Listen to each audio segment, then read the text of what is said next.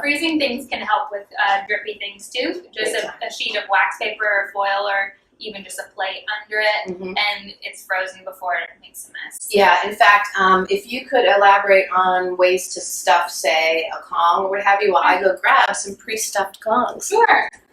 So I'll pretend this is a Kong. So say, or I can actually use something other than a Kong. So just because people say stuff in Kongs, you don't have to only stuff your Kong. This is actually just an old marrow bone, so they already ate all the stuff out of it, but I kept the bone.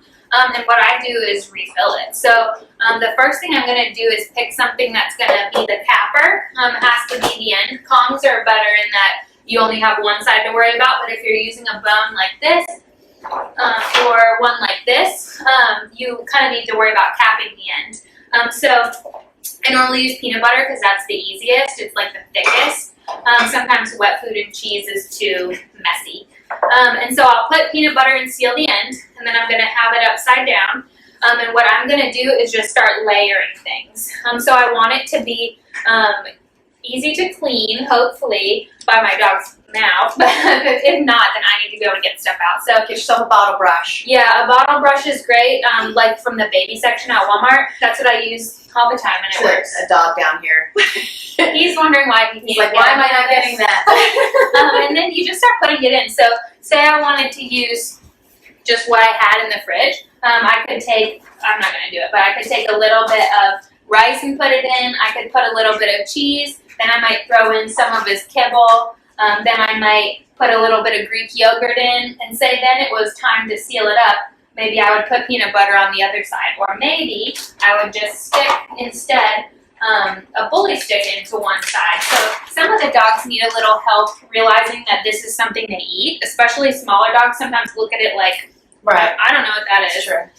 So you can start out with it unfrozen if it's a dog that is a little bit harder to prompt and get going. Unfrozen is normally more difficult. You also can take something like this bully stick and just have it sticking out. So if I've got a bunch of yummy foods that move around, I can just shove this down in there and put my peanut butter around it.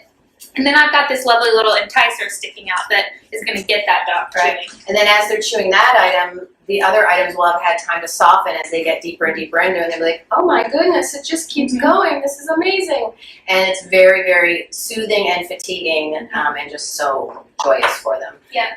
The method is a little different too if you've got a Kong that has a closed end. So I don't have to worry about how am I going to keep the stuff in. It's closed. So it does have an opening here for ease of cleaning. I normally try to stick just like one good treat in this and plug it up, like a soft treat. I do try to put something that's hard in the bottom just because it's easier to get it out eventually that way. I don't like having to kind of try to get peanut butter out from way down in there. So I start with like kibble maybe. I make sure there's that one good treat at the bottom. And I start adding kibble, and then I might start adding some yogurt. I might add a little bit of rice. It could literally be anything. And I'm just going to layer it. You can even use your dog's regular food. Say you don't have any of this stuff because you didn't plan on a plague descending upon us, then you might only have your dog's kibble, and that's totally fine. All that you need to do is take the kibble, put it in this Kong. You can do two things. You can either just put a little peanut butter and give it to your dog like that if your dog is not really a pro at this or they aren't so sure about the frozen items. You can also just run some water through the Kong with the kibble and then stick it in the freezer. And then they're actually not getting any other calories, but that frozen wetness. With the kibble. With the kibble, it brings the smell out. So with everything, if you find that the frozen version doesn't work, just try it unthawed. But don't feel like you have to give your dog stuff you're not comfortable. Kibble works just fine. Absolutely. And that's even just a great tip for when you're feeding in general. If you're having trouble getting your dog to eat, if you put some warm water on it, let it sit for just a few minutes, mix it up. It'll open up all the flavors because of the oils on the outside of each kibble bit, so that'll entice them to eat as well. So that's just a generally great tip. So some people will use chicken broth, whether it's plain regular chicken broth or low sodium chicken broth, beef broth, vegetable broth, you know, whatever you want to go for and whatever your dog likes. There you have it. So when Christine was talking, I just realized I haven't actually shown you how to do this. So I literally just said, oh, well, I need something soft and mushy to plug up the bottom of a Kong. So didn't we have an empty Kong here a minute ago somewhere? An empty one or no? No, I had picked up the busy thing. I was Okay. using this. So what I would do if this were empty, I would take a soft treat, whatever size I need, and literally stick it in here.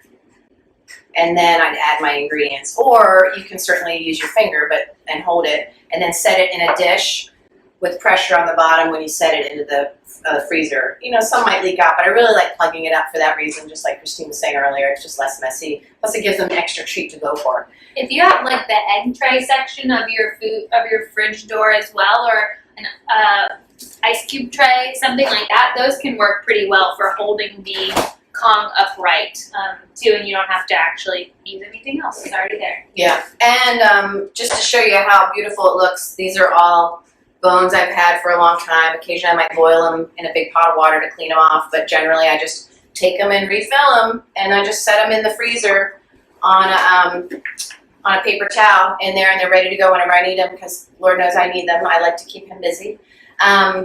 But let's say I'm having an online remote consult, so I need some quiet in the land. I have another dog here that I'm working with outside in training, so this keeps him happily busy and not tortured, wondering, why am I not getting to train? So having like a load of them on hand to rotate through and refill and just be able to grab at a moment's notice is really important. You can kind of think of it like meal prepping. There's probably about one day a week where I sit and fill these up and spend a little bit of time, and then I just work my way through them throughout the week. And then I take a little bit of time one day, so it's kind of almost exactly like food prepping. You don't really want to do it, but if you just do it all at once, you save yourself time. Yeah, it makes it easier, right? And when you have these on hand for your dog, life is easier for you. So one of the other items, speaking of egg crates, that you can use, and this is more of an interactive feeding type of item, so I probably skipped ahead a little bit. Let's just go with it. You can use egg crates or even muffin tins for tons of things, where you actually, like an interactive feeding puzzle, you'll put kibble and what have you into the spaces, and if you really want to, you can then close it up. You can then even put other things on top of those pieces of kibble or treats, like let's say you have tiny little balls, chew toys and balls you can put over top, so you just have to flip them up to get the kibble. So another great way to handle that. And if you really want to get crazy, smear some peanut butter in here and stick the kibble on it. Do you have any other ideas for how to use this? Mostly just for the muffin tin, so you can seal it up just like we were talking about with the boxes and the bags. Just put a little bit of peanut butter and stick it in the freezer. But also you see probably a lot of people using the muffin tins with tennis balls. So you can actually just use your dog's normal kibble, put it in the tins, and then cover it with tennis balls if you cut a lot of those. And then the dog will play with the tennis balls and discover, oh, there's food under there. And you can make it harder too. If your dog is really good at the game, then put it in, say, just 2 of the tins, and the rest are empty, and they have to pull up all the balls to find the one that has food in it. So that's a pretty easy way to use basic items and keep your dog interested, and they have to use their brain, which is a lot more tiring. Yeah. Just thought of something when you're considering these different things to do. It runs through my head what my dog would do and how he would react to any of this. So muffin tin, if that's on a tile or wood floor, he's not going to want to get near it because of the sound it makes on the floor. So delivering it to them on the rug, or even saying on a rubber mat, a shoe mat, a towel, is going to help it not slide around, as well as be a little more acceptable for some of your dogs. Also be cleaner, frankly, because my dog loves to just flip the things over, which is the point. She's supposed to play with them, but that's not helpful when she then smears peanut butter all over the floor. So putting it on a towel is a good idea in general, and if they have noise sensitivity, it'll just help with that as well. Yeah. I have to say this next one I had forgotten about until Genius Christine here reminded me in puppy class. I'm going to smear these up with peanut butter and where's the cheese? This is just Cheez Whiz, but you can get the Kong version if you want. Cheese wow. Cheese wow. While she explains to you what these are and why it's so amazing. So here's another one. Sure. So we would call these in the dog industry licky mats, and these are the Kong fillers she was talking about. They do make their own filler, but it's pretty much the same thing you already have. These are just silicone pot holders. I would encourage you to buy them from the people section, not the dog section, because they're a lot cheaper. If you buy them marketed as a licky mat, they tend to be like quadruple the price. So I actually went on Amazon and ordered a pack of silicone pot holders from the kitchen section. And they can be all kinds of different shapes. You'll see, I'll hold it up close. You'll see it's dirty because my dog uses it. It's not dirty, but it's stained. It does not come clean. So there are little ridges here. And you might see them in pyramid shapes, squares, circles. Some of them are like wriggly lines. But the point is that the food is down in those holes and the dogs have to lick it out. Licking is a calming thing for dogs to do. It helps them to relax while they're getting some energy out. A lot of dogs, you can teach them some self-soothing activities by learning that when I'm excited, I go chew or lick on something. So I really love this for puppies and for excited smart dogs because it's a really easy way. Excited smart dogs. Yeah, it's a really easy way to just get them to settle down and to practice being calm. And I like to give them when we're eating dinner, things like that. And the best thing about this is just like with the Kongs, you can cater it to your dog's own difficulty level. So you might just put some on it. Cece's got a, if you move this way, I think. She's got it. It's got some peanut butter. It's got, could have anything. Could have cream cheese, Greek yogurt, applesauce, squeezed cheese, wet food. I put pumps of fish oil in it. You can put anything, but you can do it the same way where you start out with it wet so that you get your dog interested, and then you can start freezing it and doing it that way. Actually, my dog takes powder supplements, and so I put the powder supplement in here and her wet food, and then she eats it out of here and I don't have to try to force her to eat it. So it's pretty useful for that as well. The one thing is these are silicone, right? So they're not Kong material. So they are very sturdy. They're dishwasher safe, but I wouldn't necessarily leave this with my dog if I didn't know if they would destroy it. The first time I had any new interactive feeder like this, I would be supervising my dog. I did find out through doing so that my dogs don't destroy this as soon as the food's gone. They leave it and go away. You might have a dog that would just start chewing on it. So it's up to you to make sure that you're supervising your dogs until you know you can really trust them with it. I hesitate to leave much other than Kongs in a crate with a puppy anyways, just because we know they're going to chew. Yeah. Always supervise until you know with anything new. And then even then, if they've never chewed it, there might be that one day when they decide to chew it. And you can even get crazy like Cece and put multiple things on at the same time. So they have an adventure. A little on the edge. Another couple items I want you to be aware of that you can stuff into these that we haven't mentioned yet because we just got so darn excited, is Happy Howies. They come in these meat rolls, and not only are they great for training, so generally it's very much a meaty substance that's going to hold together still when you're trying to train. But you can put chunks of these into your enrichment items, as well as if you have a really picky eater and one that you need to maybe mix in some meaty type of substance. The yogurt or applesauce is another great one.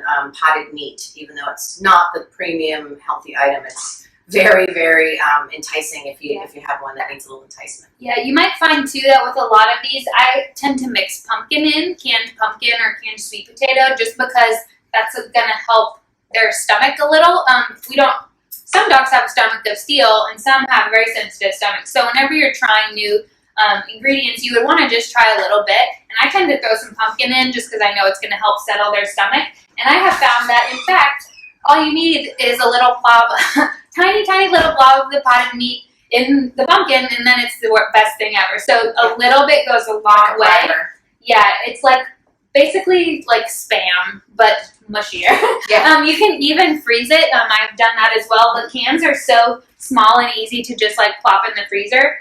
So if you need something to just kind of keep your dog busy for a little bit, then I just take the lid off. You can also put it in something else and freeze it, but I just do that, and then that keeps them busy for a while looking at it. Awesome. I also have even used these to make more popsicles. Like once my dog ate this, then I was like, So I just took some treats, and I had a bunch of powder at the bottom of my treat pouch because everything was crumbling. And so I just dumped the powder and filled it with water and set this back in the freezer. And then my dog ate it like it was a treat. Pretty much just water. That's great.